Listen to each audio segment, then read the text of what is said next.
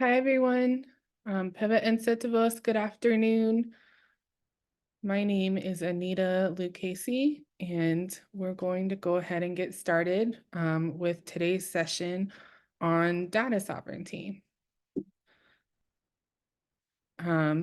So that's me, Anita Lucchese. I am founder and director of Sovereign Bodies Institute, which is a nonprofit serving MMIP families and Indigenous survivors of violence, both through direct services and capacity building research. I'm not going to be discussing SBI today, but if you have questions about our work, please feel free to reach out to me after the presentation, and I'm happy to discuss who we are and what we do. Excuse me. What I will be discussing is my academic work on Indigenous data sovereignty. So outside my role at SBI, I have kind of a parallel career as a geographer. I earned my PhD in geography from the University of Arizona, where I did a graduate fellowship at the U.S. Indigenous Data Governance Lab. That's where I really got my training and learned to specialize in Indigenous data sovereignty and the stuff we're going to talk about today. I am a Cheyenne descendant. I live on my homelands. I live 20 miles off the Northern Cheyenne Reservation in Southeast Montana, and I'm joining from home today. We had a blizzard last night and the roads are still not great, so I'm working from home. I apologize if you hear any animals from our zoo during this call. We have dogs and chickens inside because it's so cold out. So bear with me on that. In terms of what we're going to talk about today, I'm going to start with just kind of a background overview of my perspective on research in Indigenous communities, and then give a definition of Indigenous data sovereignty and kind of explore what it means and looks like. And then I'm going to give some really practical, tangible recommendations on how to put Indigenous data sovereignty into practice in our work. And primarily, that's from a research standpoint, but I think a lot of the teachings are also relevant to practitioners who are engaging in community collaborations with tribal institutions or Indigenous communities. And then at the end, we'll have some time for questions. And before I get started, I just want to say that the points that I share in this presentation are adapted from an article that I published in Cartographica, which is an academic geography journal in 2020, on incorporating Indigenous data sovereignty principles into cartographic research and work with spatial data.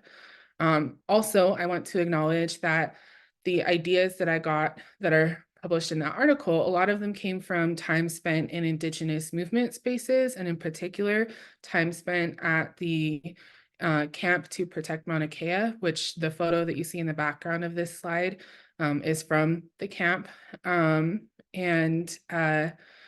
Just to say that our organization, Sovereign Bodies Institute, was invited to support the camp a few years ago, and we traveled there to meet with elders around documenting missing and murdered Native Hawaiian women and girls, but also just to kind of learn from how they're putting sovereignty and self-determination into action.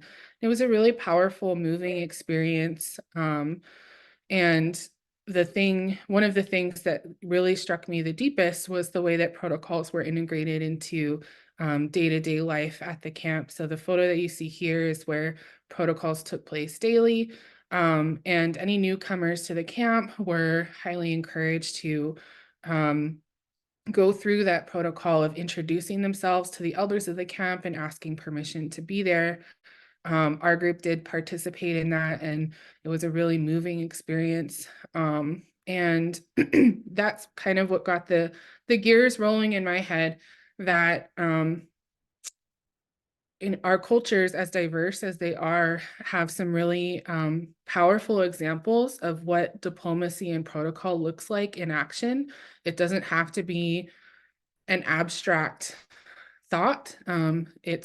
It's a practice, a daily practice. And I was also kind of ruminating on one of my favorite quotes from Indigenous scholar Leanne Simpson, which says that an Indigenous definition of a border is a space of increased diplomacy. So I was witnessing that at the camp on the mountain, and really thinking through like, okay, what does that look like outside of this context? And if we understand boundaries in the research process and the data care and management process as a space of increased diplomacy, utilizing some of these teachings that we learned from going through protocol, how does that shift how we do research or how we take care of data or share data? And that's really what that article is about and what I'm going to talk about today. So brief history of research in Indigenous communities and where things have gone wrong. I think I'm really preaching to the choir on this one, so I'm not going to go into too much depth. But research has definitely been used in land dispossession, still is used in land dispossession. I know non-native folks imagine that it's kind of over and done with when it comes to things like land dispossession or forced removal. But I think us as Indigenous people know that we're still fighting for our homelands. We're still fighting for our self-governance over our homelands. And more often than not, that happens in a courtroom, utilizing scholarly research or technical research to do so. Research also has facilitated genocide, whether that was historical, like tactical research around where Indigenous people are and what resources are needed, what existing political dynamics are in place, things like that. But also things like scientific racism or even just the concept of blood quantum came from academic research, right?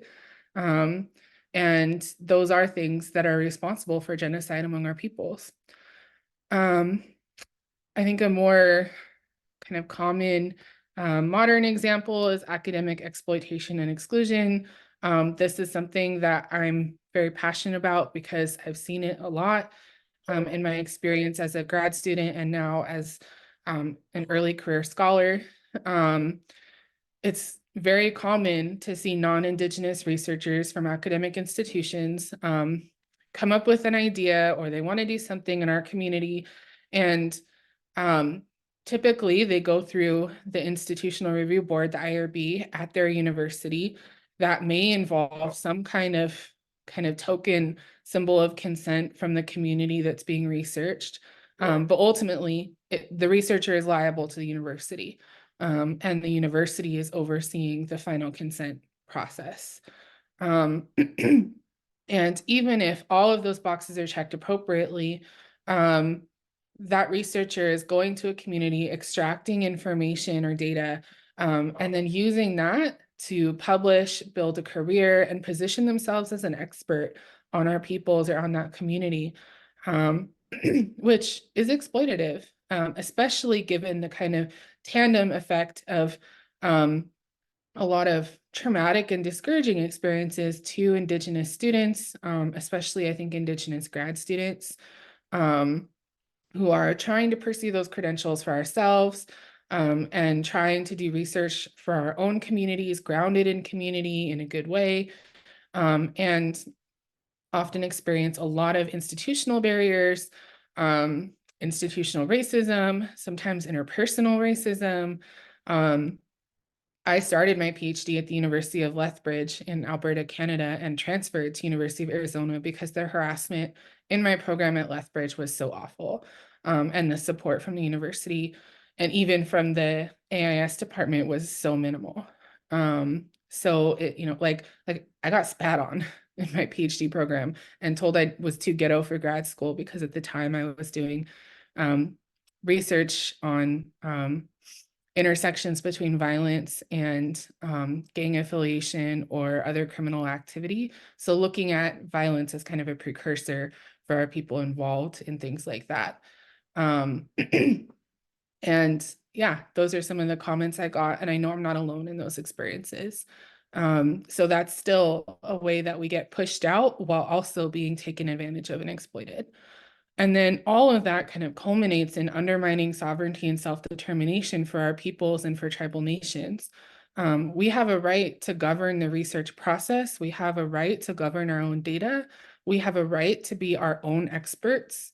And all of that gets undermined when we have this kind of exploitative form of research that's the predominant way that information is gathered and disseminated about our people.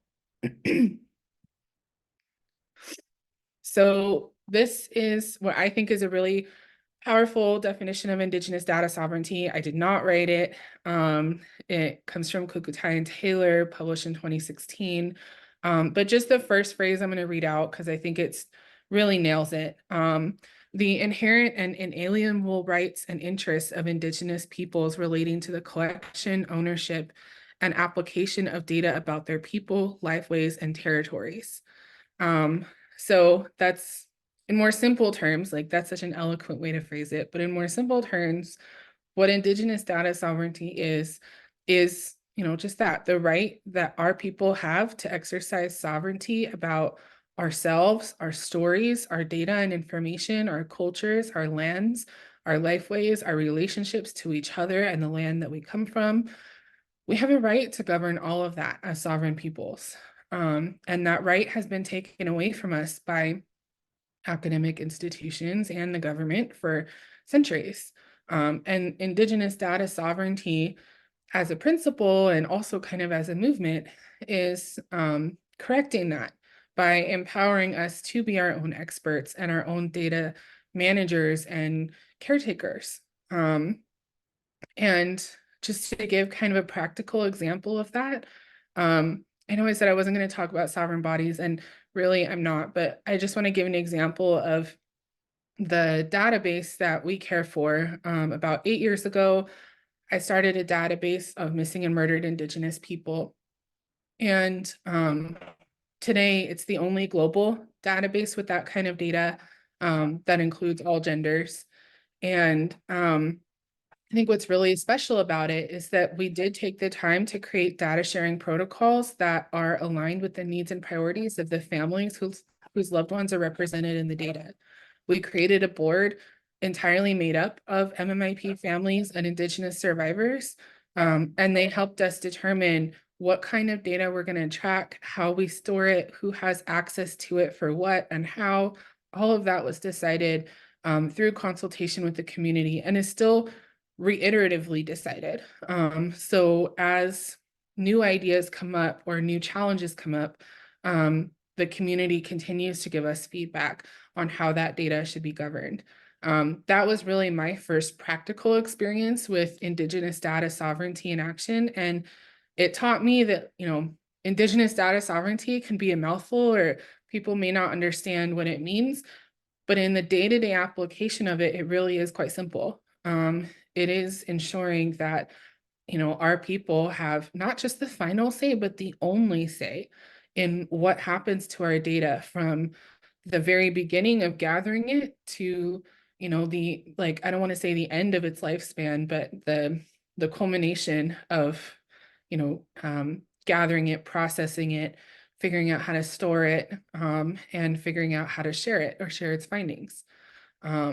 We should have the only say in every step of that process. And it's not just about being Indigenous, it's about being from that specific nation or community, or having a good relationship with that nation or community, where they have the say in the process, and also having lived expertise. I'm a big believer in lived expertise that goes beyond just kind of saying, well, I'm willing to be, the Indigenous person at the table.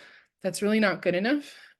So for example, at SBI with our database, like I said, it's governed by MMIP families who have loved ones in the database.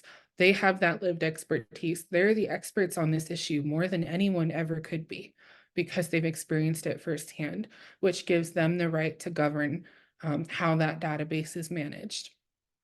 I do have a few links on this slide for Indigenous groups that are doing really important, cool work on Indigenous data sovereignty. I highly recommend checking all of them out. I want to highlight that the U.S. Indigenous Data Sovereignty Network, which is based at the University of Arizona, they have some really awesome resources, not just for folks who are there on campus, but they really strive to be a resource for tribal leaders and people working in tribal institutions, because that's really where Indigenous data sovereignty gets practiced. They have a really cool program called January in Tucson, where you can take condensed classes, like 3 to 4 days on campus, and it's specifically for people who are not normally students and who are, at tribal institutions, to come have that dedicated space to learn about Indigenous data sovereignty. I think they have multiple offerings kind of under that umbrella. Data governance is one of them, and then I think Indigenous data sovereignty is another. I realize January is a long ways away, but that gives you time to budget in your program and budget time in your calendar for it. I would highly recommend. I've taken some of those classes, and it was a really empowering experience. I wanted to highlight the Global Indigenous Data Alliance created this graphic and the kind of teachings behind it. The open data movement created the FAIR principles, which is that data should be findable, accessible, interoperable, and reusable. And GIDA, the Global Indigenous Data Alliance, followed that up with the CARE principles, which is that Indigenous data should have collective benefit. There's a question of authority to control, and there's responsibility and ethics involved. While the open data movement has good intentions, it's not always, and I would argue is mostly not relevant to Indigenous data because we have that added layer of sovereignty and self-determination to it, and also cultural responsibilities around knowledge, knowledge gathering, storing, and sharing that do include things like responsibility, ethics, authority, and collective benefit. So this is a really easy way to refer to some of the principles that should be kind of the touchstones of Indigenous data sovereignty. These are some examples of the way I see Indigenous practices of diplomacy and protocol informing what Indigenous data sovereignty in action can look like. So the top left photo is from Trans-Pacific Journeys from Hawaii to other islands in the Pacific. Underneath it is a photo of canoe journeys on the Northwest coast. Both of those examples of travel across shared spaces to other Indigenous peoples. And honoring those ancestral connections through a process of protocol.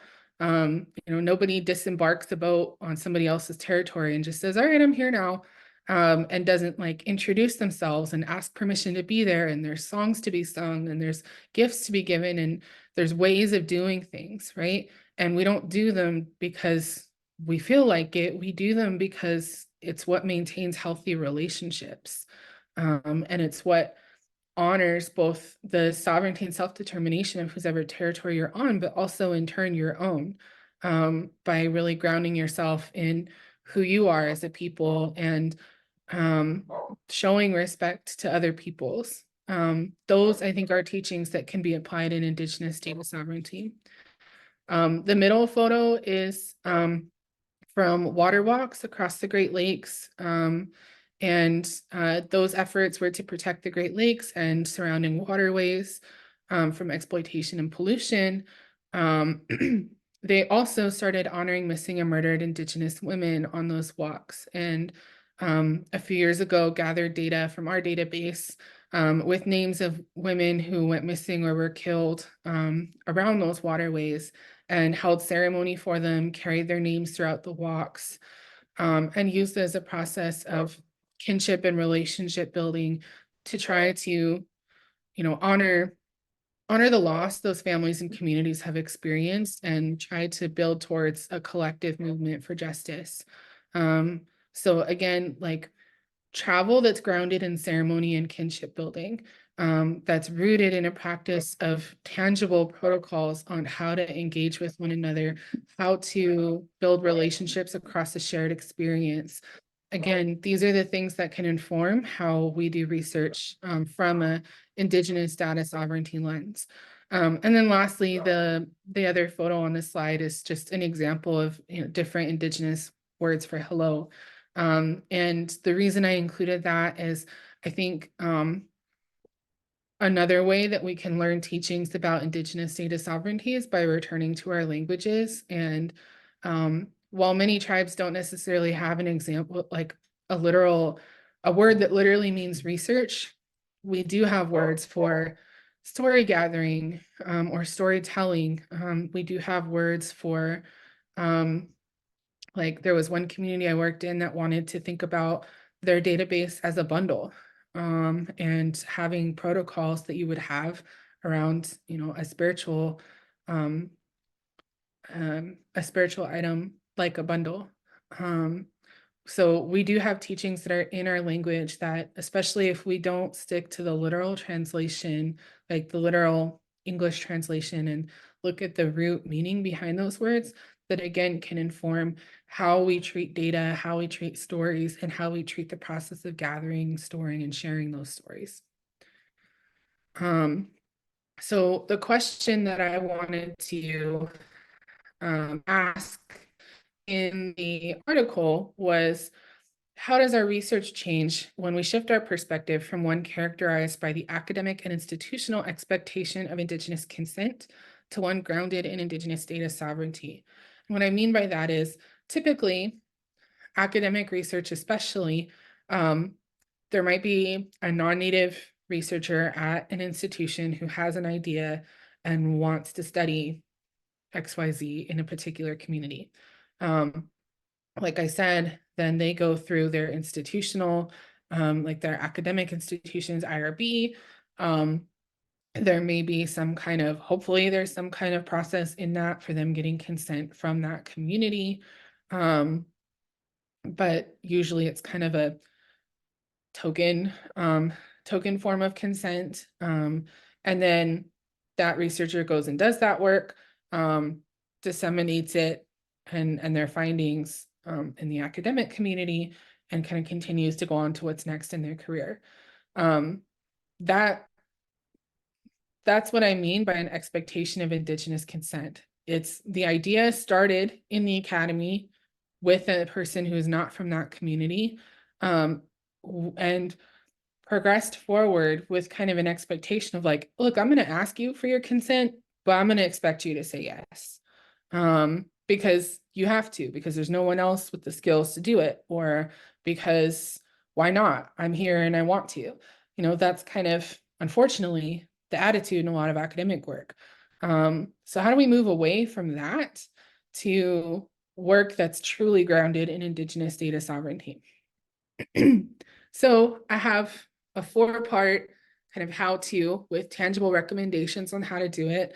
I realize that some of them are going to sound like kindergarten rules, but I phrase them in that way because, again, I think implementing Indigenous data sovereignty is not as hard or complicated as people make it out to be, and I want to make that clear.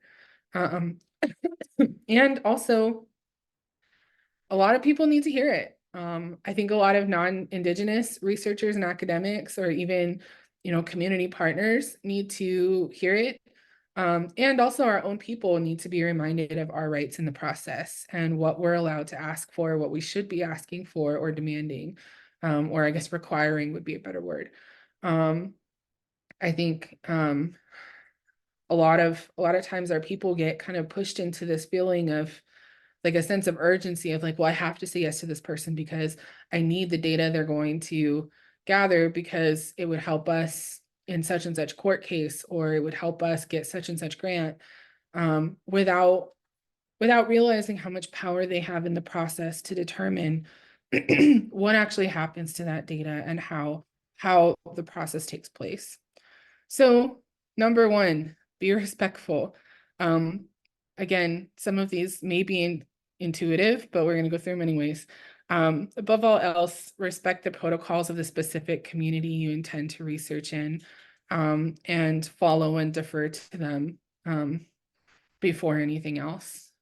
Pretty basic, but it is important.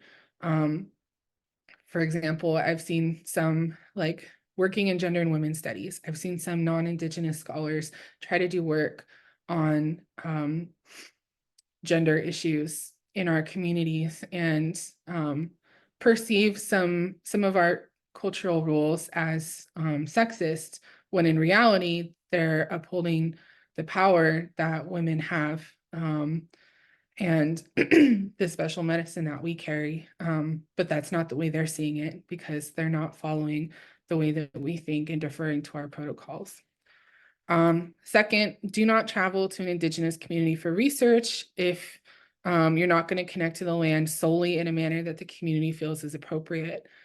Don't be doing some wild and crazy stuff. I will never forget the time there was a non-native researcher who, well, they weren't even a researcher, a community partner came to the community with like a fake parrot feather and some grass that they had picked from like the lawn and were insisting on smudging the space with it. Like, no, please don't come to our community and pick grass from the lawn and say that you're gonna smudge us with it. I know that's kind of a ridiculous example, but really, when you're on somebody else's homelands, you don't gather any kind of medicine or plant or practice a ceremony on their land without asking their permission to do that. And you stick to what feels appropriate to them.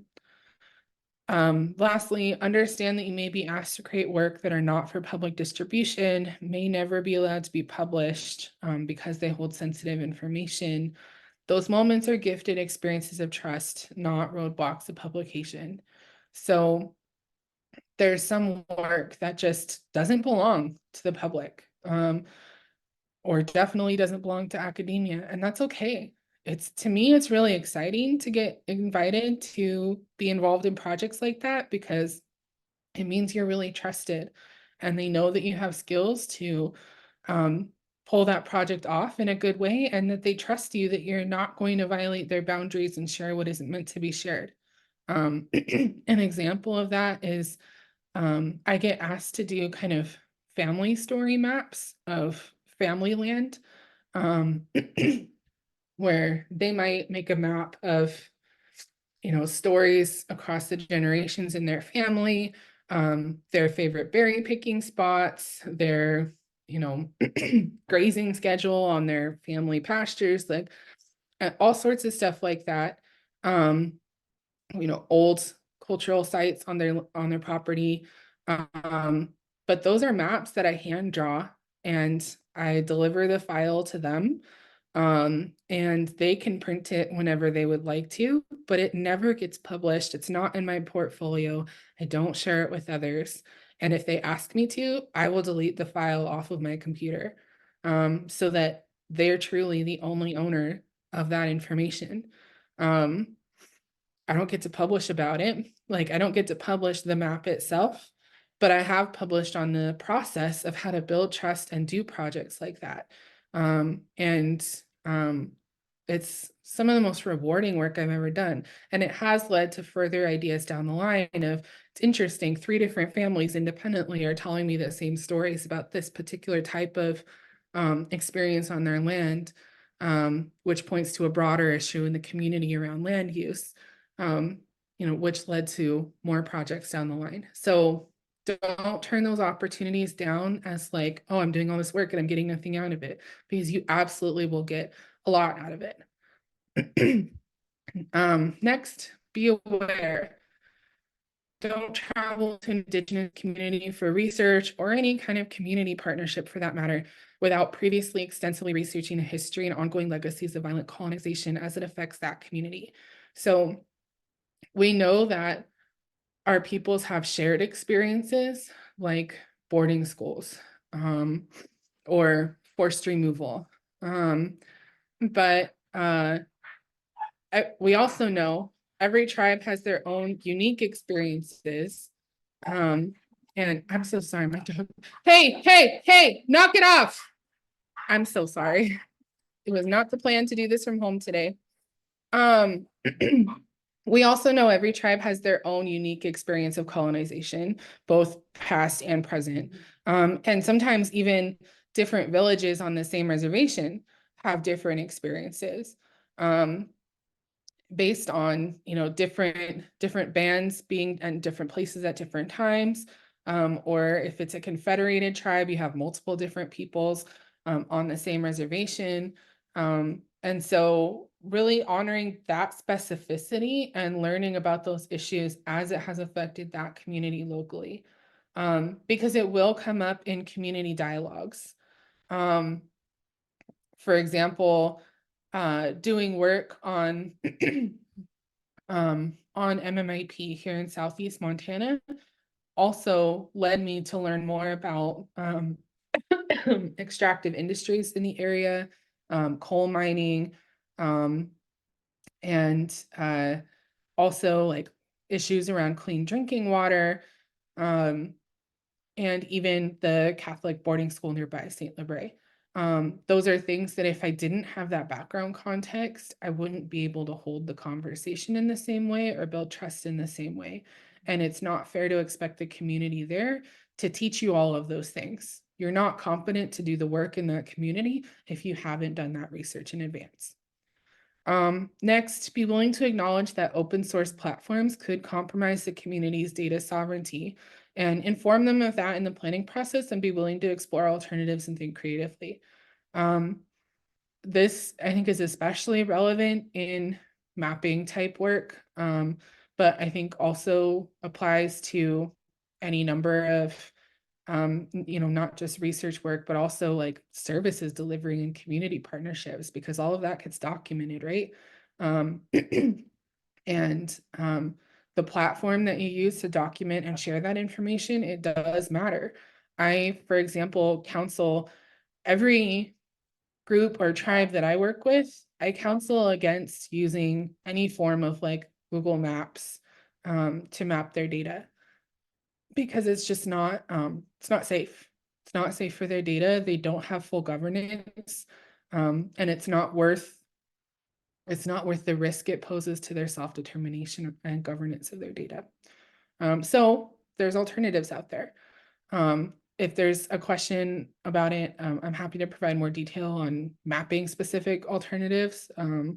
But there's just to say that there are alternatives out there. There's some really great scholars that are continuing to develop alternatives that are specifically designed to honor Indigenous data sovereignty.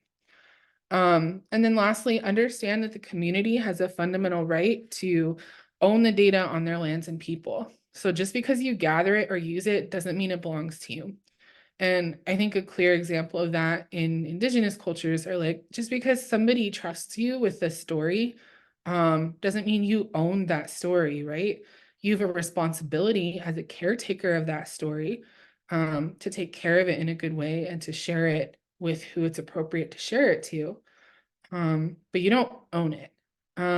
That's really how we should be approaching any kind of data, whether it's research or from a community partnership. The community owns that data. You don't own it, you're a caretaker for it.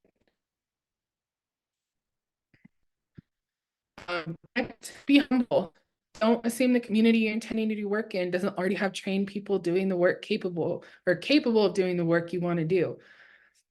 A clear example of that is like our organization, Sovereign Bodies Institute, constantly gets emails from people saying like, well, I know how to use GIS. Why don't we plug your data into GIS and then we can figure out where all the hotspots are and solve the crisis. And like, well, the director and the manager of the database has a PhD in geography. If it was that simple, we would have done it. Don't assume that they're not capable or that they're not doing it, especially if you don't have an existing tie with that community or even with that specific department. Ask them what their capacity is, where their strengths are, and what they need support in. Next, if you're coming to research any of our stories or knowledge, you have the responsibility to develop the cultural and technical competency to do the work in a respectful way. If you're planning to come to a community to do a partnership or a research project, and you're planning to just immerse yourself and learn as you go, that's violent. Like, you need to learn basic cultural competency in advance to going. Otherwise, you're just not competent to do the work. It astounds me the number of academic researchers I see do that. And they do get grants and they do get IRB approval from their academic institutions when they're not actually competent to do the work because they don't know how to navigate our communities in a respectful way. Next, don't assume that Western styles of data analysis or tools like GIS are useful or desirable for a project in collaboration with an Indigenous community. Sometimes they are, sometimes they aren't. Depends on the project. It depends on the data and what the goals for the project are, how sensitive the data is. And so when I start building a partnership or exploring an idea with a tribe or an Indigenous group, for me as a geographer, I always ask them, like, kind of do that filling out conversation and ask them, okay, what is your goal for this project? You know, how do you want the data to be protected? Who should have access to it long term? Also, what is the existing expertise in the community around, you know, different platforms? Like most people assume GIS is the only way to make a map, and it's not. So they ask for something to be done in GIS, not realizing there's alternatives. And it's my responsibility as a trained practitioner to inform them about those alternatives and let them make an educated decision on what's best. Lastly, don't expect an academic publication out of any collaboration. Or even if it's a community partnership, don't expect to get like public recognition of it. We do the work for our people because it needs to be done and it's important to do, not because we need public recognition of it. Last slide. Be helpful. Don't solicit Indigenous people to participate in a project they didn't ask for. We have so many problems in our communities. We do not need to spend our time and energy on projects that are not on our priority or not on our mind to do. Next, create opportunities to help in building the capacity of the community to continue to do their own research moving forward. So hire local people as research assistants in the process. Teach them how to lead the project so that when you're done with it, 2 years from now, 5 years from now, whatever the length is, there are people in place to continue to caretake that data and build on that project. Especially like if you're using specialized software like GIS or I don't know, a qualitative research software like MaxQDA.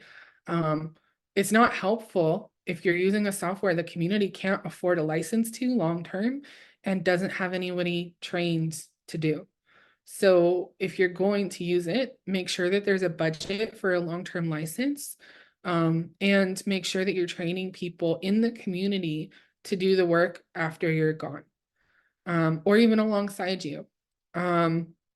Lastly, work to circumnavigate and remove institutional barriers that make it difficult to put Indigenous data sovereignty into practice. What I mean by that is academic institutions, you know, even the best, most liberal ones are still designed to own whatever you produce while you're affiliated with them. Which is why the MMIW database that I started was never part of my graduate research because I didn't want any university to feel like they had any ownership over the process or the data itself. That's a barrier to work through, or also things like, you know, certain qualifications or educational levels required to work on a project, or required to be a PI, a principal investigator on a project.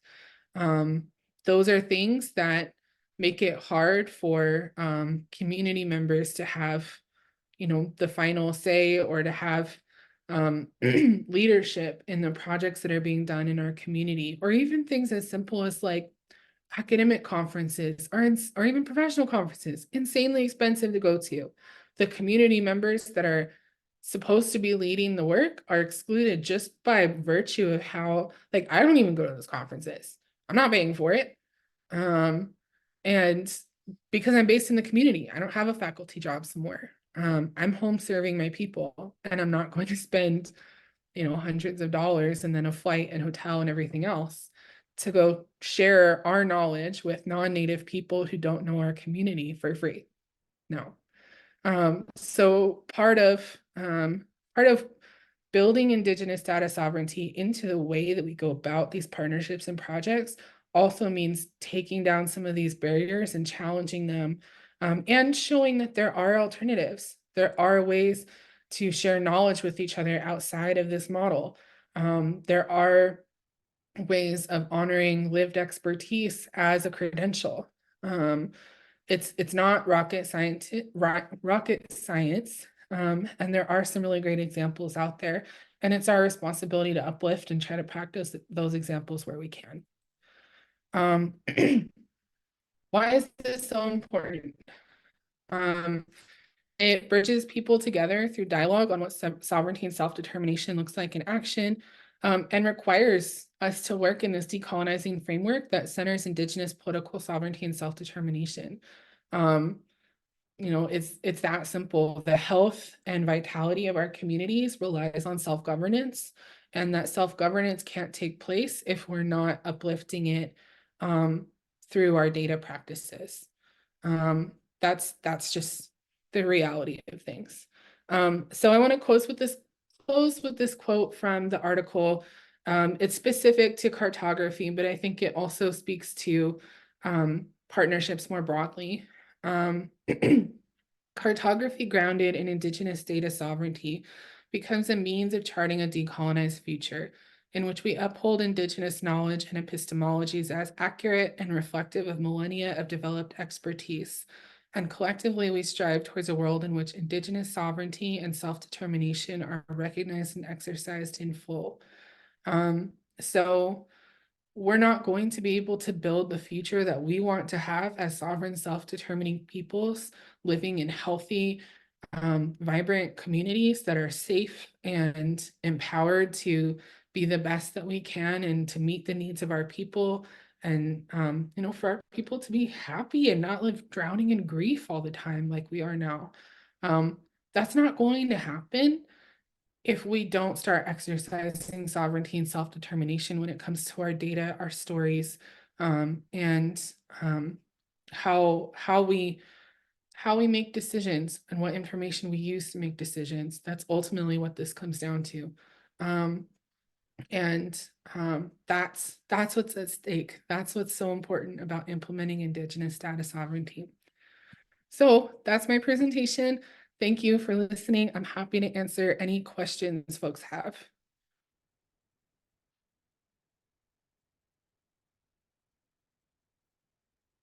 Do we have any questions? Thank you so much. So we do.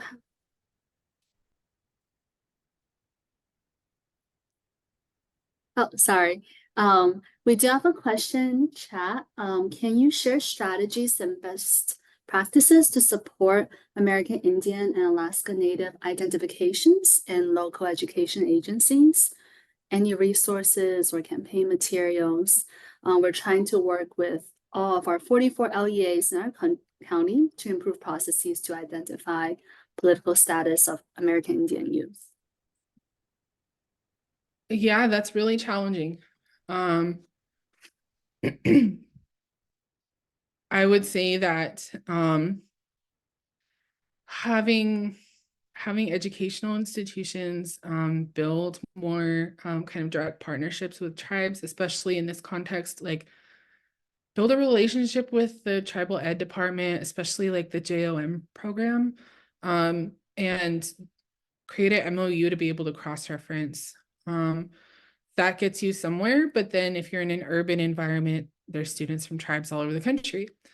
So it's also a matter of changing the dynamic and the environment at the school, so that both students and their parents feel safe and comfortable in sharing their identity and feel like there's actually a benefit to doing so. I think a lot like my experience just of like friends and family with kids that go to school in an urban environment is that like more often than not they're in the position to advocate for their child because there's some kind of bias in the classroom or in the curriculum, rather than like being excited to tell the school, hey, we're Native and we're from this tribe and that's something you should know. So I think part of it is just changing the dynamics.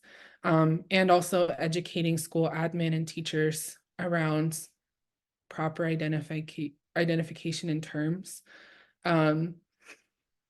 My experience around racial identification or tribal identification is more kind of within the area of MMIP and identifying victims in data. And it's extremely challenging. And the reality is these institutions, like, you can train them to death. You can't make them use the things they learned in the training. What's that saying? You can lead a horse to water, but you can't make him drink. So training by itself is never going to be enough. It's really shifting the institutional culture, and creating those relationships to where that information is going to flow more readily. I hope that answers your question a little bit. I wish I had like a more specific answer that was more helpful.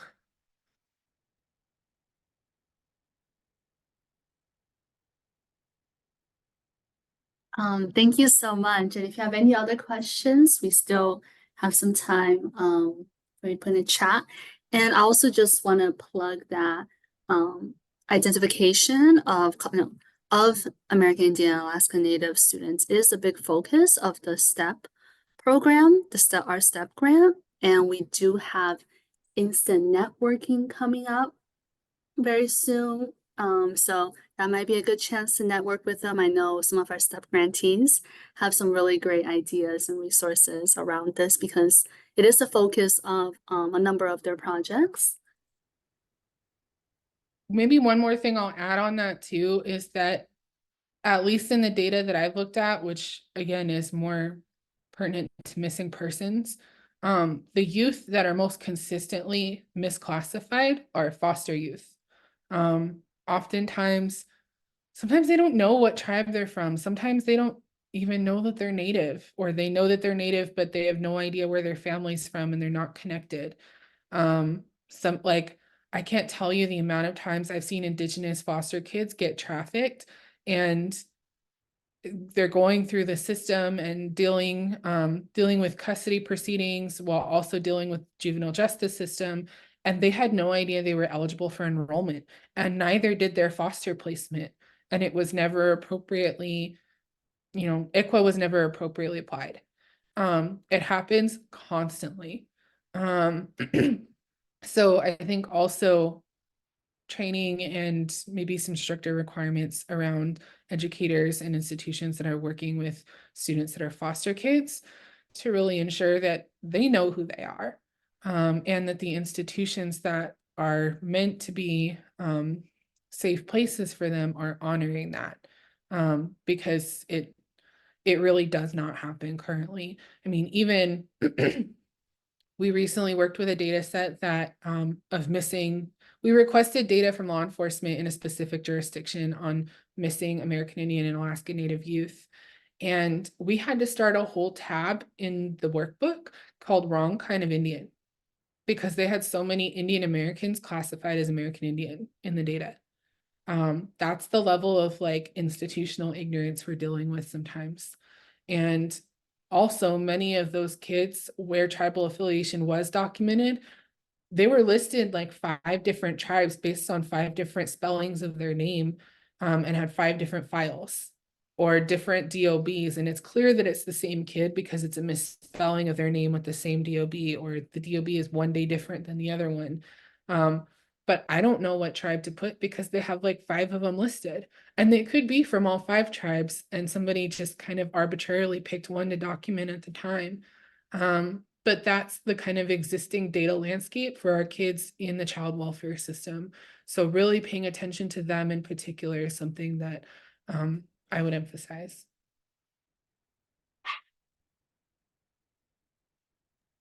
Thank you so much. Yeah, those are such important points. We have another question.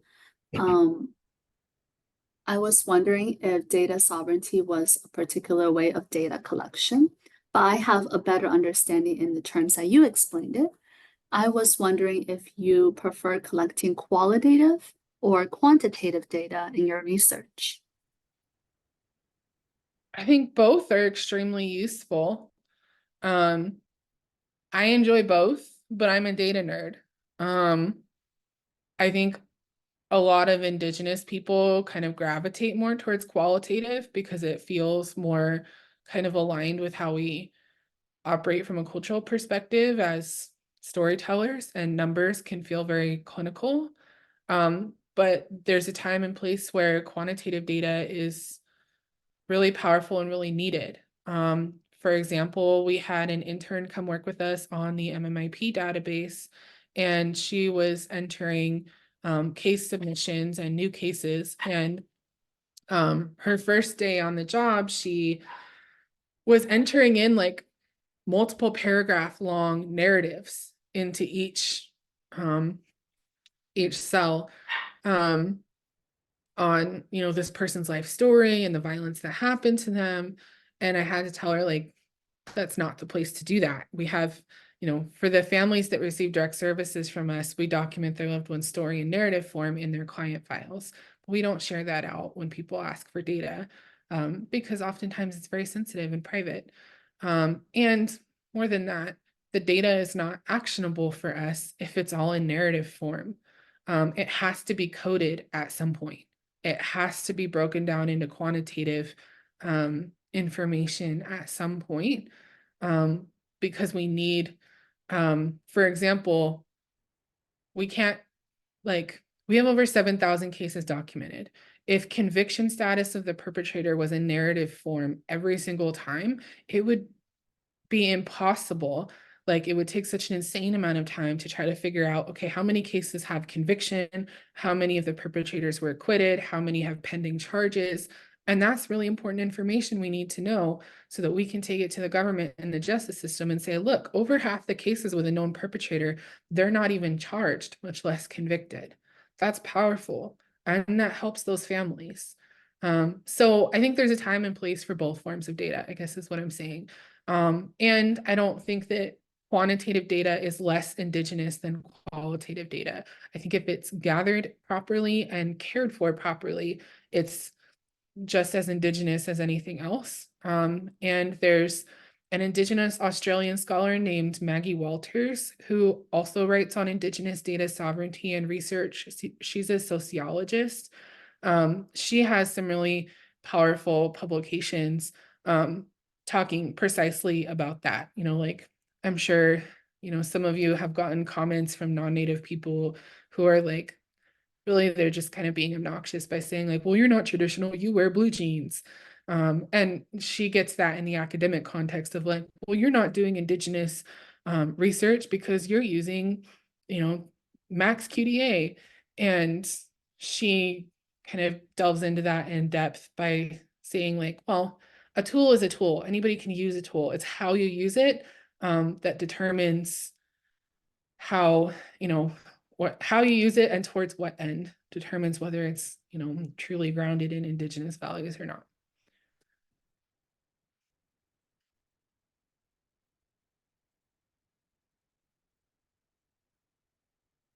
Thank you so much.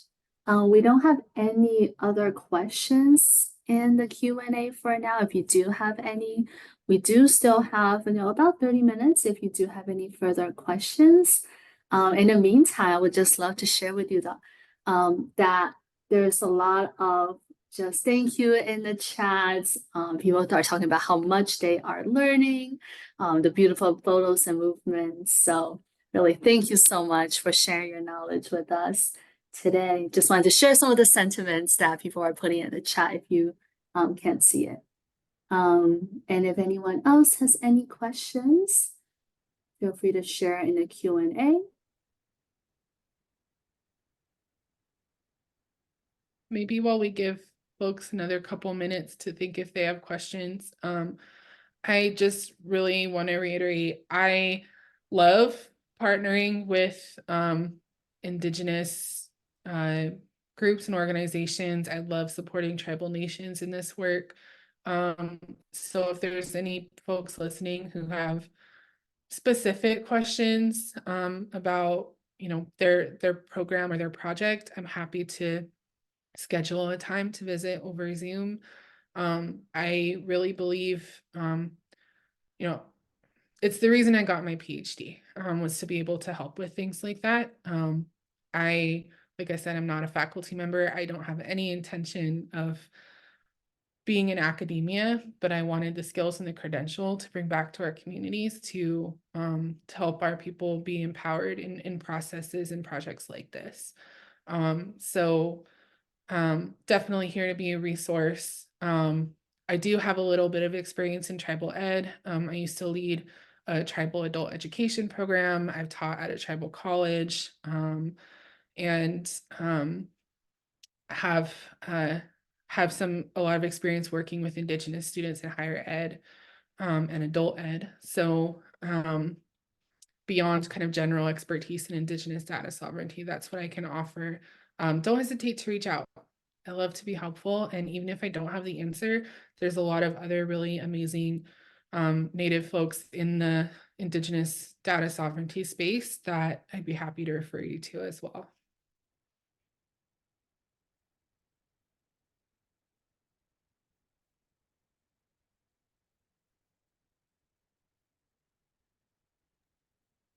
Thank you so much. I just want to share more comments in the chat.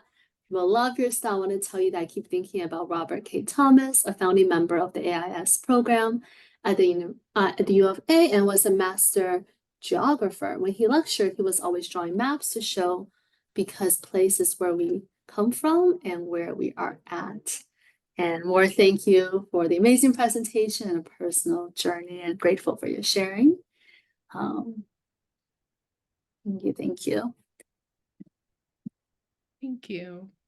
Yeah, if there's any Indigenous geography nerds out there, feel free to hit me up about that too. I would love to see more Indigenous geographers out there. And there is a bigger generation or a bigger number in my generation than there has been in the past, I think. But we're totally geographers. All Indigenous people are geographers because geography is the study of relationships across space. And that's what makes us Indigenous, is those spatialized relationships, whether it's with land or other people. So yeah, we totally belong in geography.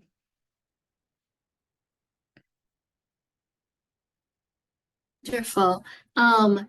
Please also take a time to complete the session survey, which is in the button under resources that you should see on the right side of your screens. We do have instant networking coming up at, let me just double check, 5:45 p.m. Highly encourage you all to go and connect with your peers, share ideas, and discuss all that you have learned. I don't see any other questions for now. So if there aren't any questions, we can go ahead and end the session. And of course, definitely feel free to reach out if you have any questions that come up. You can find the slide deck under the resources button as a download. So you should see the resources button on the right side of your screen with a PDF of the presentation slides.